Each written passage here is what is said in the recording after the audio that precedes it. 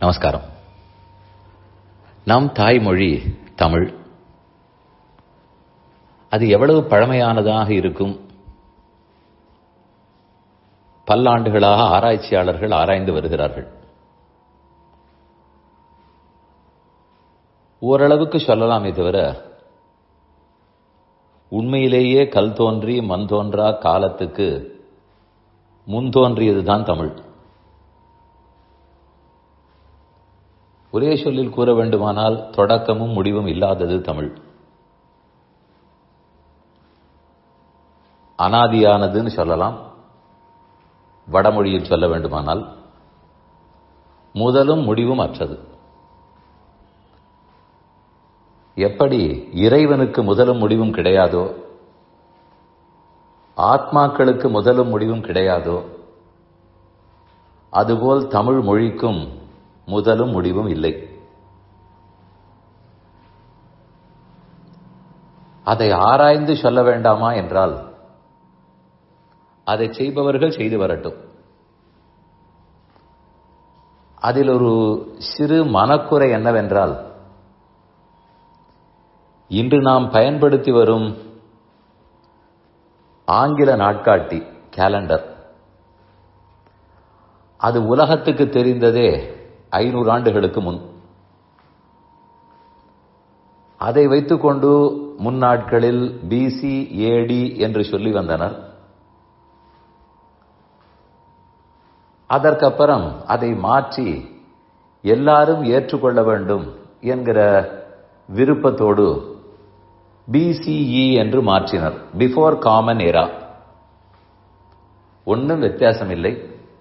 முன்னால் பிசிஏடி என்று சொல்லி வந்த ஆண்டுகளும் இப்போது பிசிஇ என்று மாற்றின பிற்பாடு சொல்லும் ஆண்டும் ஒன்றேதான். அதே விஷயத்தை, சரி அது ஒரு மதம் சார்ந்ததாக இருக்க வேண்டாமே, எல்லாரும் ஏற்கட்டும் என்பதற்காக சொல்லி வைத்திருக்கிறார்கள். அது இருக்கட்டும். அது உலகளாவிய அளவில் பயன்படுத்தப்பட்டு வரும் கிரெகோரியன் கேலண்டர். மனக்குறைன்னு சொன்னேனே, தமிழ் எவ்வளவு பழமையானது. இங்கு இருக்கக்கூடிய சிவிலைசேஷன், தமிழர்களுடைய பண்பாடு, கலாச்சாரம், ஆதி காலத்திலிருந்து பின்பற்றி வரக்கூடிய மதம், இவை எல்லாவற்றையும் கணித்து இப்போது 2025 இருக்கிறோம். பிசிஇ 100, பிசிஇ 300, பிசிஇ 600 என்பதில் தான் குழப்பம், சண்டை, பூசல் எல்லாம் நடந்து வருகிறது. இதில் ஒரு பக்கம் வியப்பு, மற்றொரு பக்கம் குறை. இதை முதலில் எந்த நாட்காட்டியை வைத்து எந்த ஆண்டு கணக்கு கொடுக்க வேண்டும்? பேச வேண்டியதே தமிழ் ஆண்டு கணக்கில். நம்முடைய தமிழகத்திலேயே கோயில்களில் பயன்படுத்தப்படும் நாட்காட்டி பஞ்சாங்கம் உள்ளது.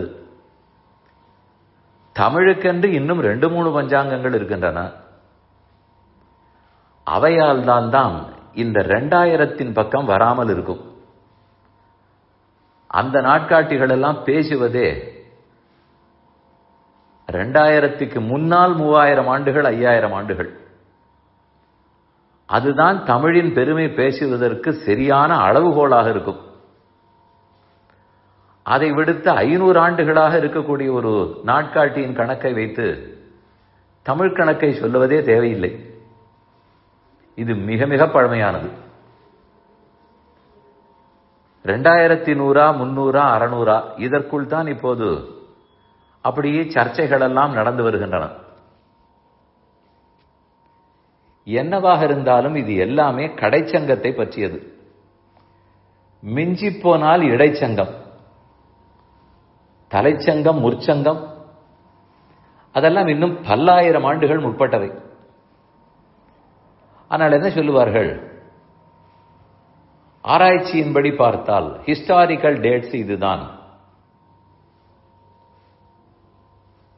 ஆனால் நமக்கு இருக்கிற பெருமையே பரிபாடல் முதலில் இருந்தது. தொல்காப்பியம்னு பெயர் வைத்தார்கள். அந்த தொன்மையை கொண்டுதானே தொல்காப்பியம். எழுதியவரே தொல்காப்பியர். அகஸ்தியரால் வளர்க்கப்பட்டது தமிழ். பொதிகமலைச்சாரிலிருந்து வளர்த்தார்.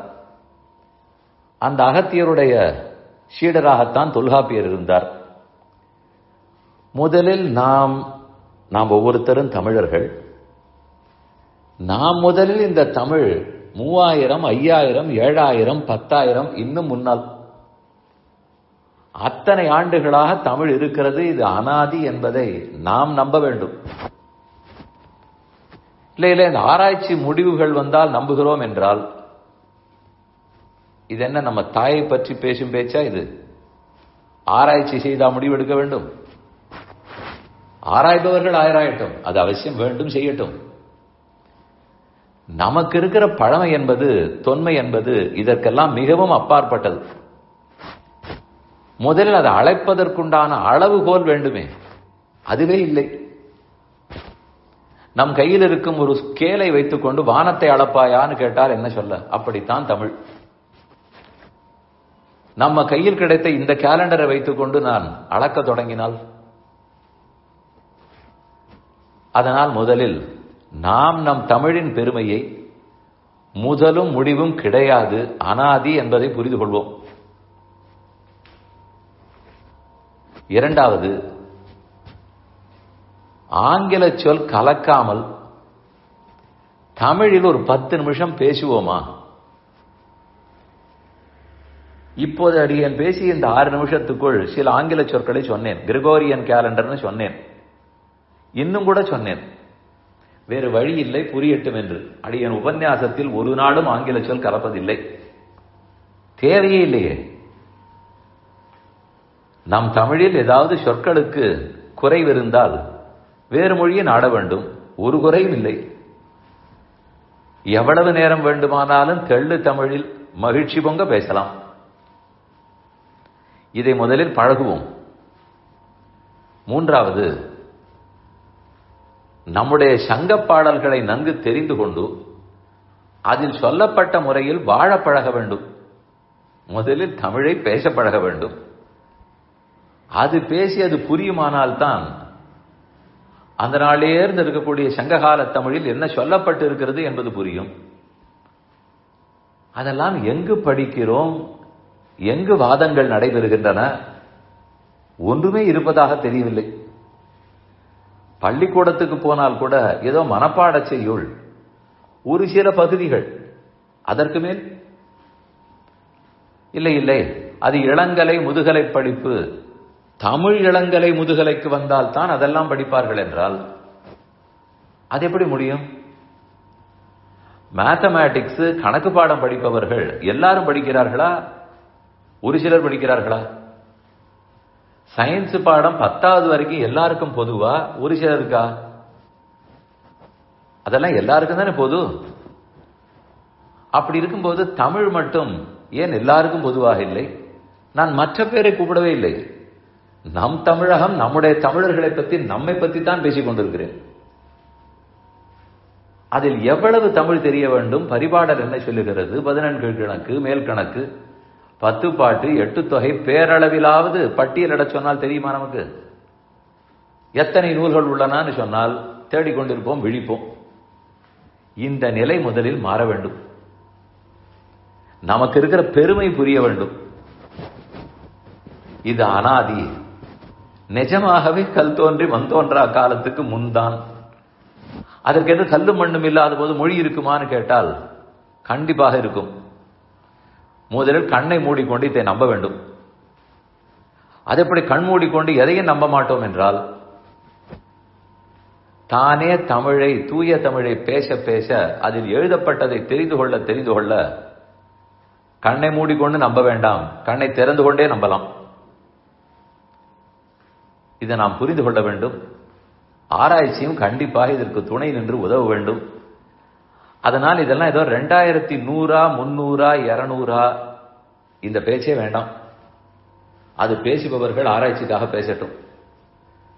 நாம் பேச வேண்டியதெல்லாம் 5000, 7000. ஒரு ஆராய்ச்சி பண்ணி ரிக்வேதம் 7000 என்று சொல்லுவார்கள்.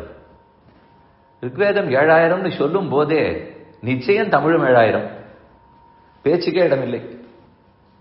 இன்னும் கேட்டால் முற்பட்டது. அவ்வளவு தூரம் நம்முடைய நூல்களில் நம்முடைய ஆசிரியர்கள் ஆச்சாரியர்கள் எழுதி வைத்திருக்கிறார்கள். நான் ஏனோ பேசவில்லை.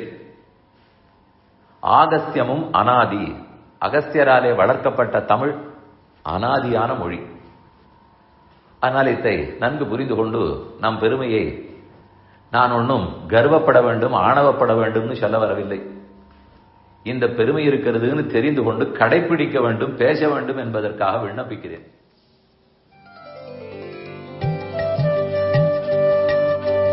இந்த என் பணி ஆடியோவை உங்களுக்காக வழங்கியவர் வேலுக்குடி ஸ்ரீ கிருஷ்ணன் சுவாமி. இந்த ஆடியோவை தினமும் உங்கள் மொபைலில் பெற கிஞ்சித் என் பணி KINCHITENPANI என்ற ஆப்பை கூகுள் பிளே ஸ்டோரிலோ அல்லது ஆப்பிள் ஐஸ்டோரிலோ டவுன்லோட் செய்து கொள்ளவும். தினம்தோறும் இது போன்ற உபன்யாசங்களை கேட்டு மகிழவும்.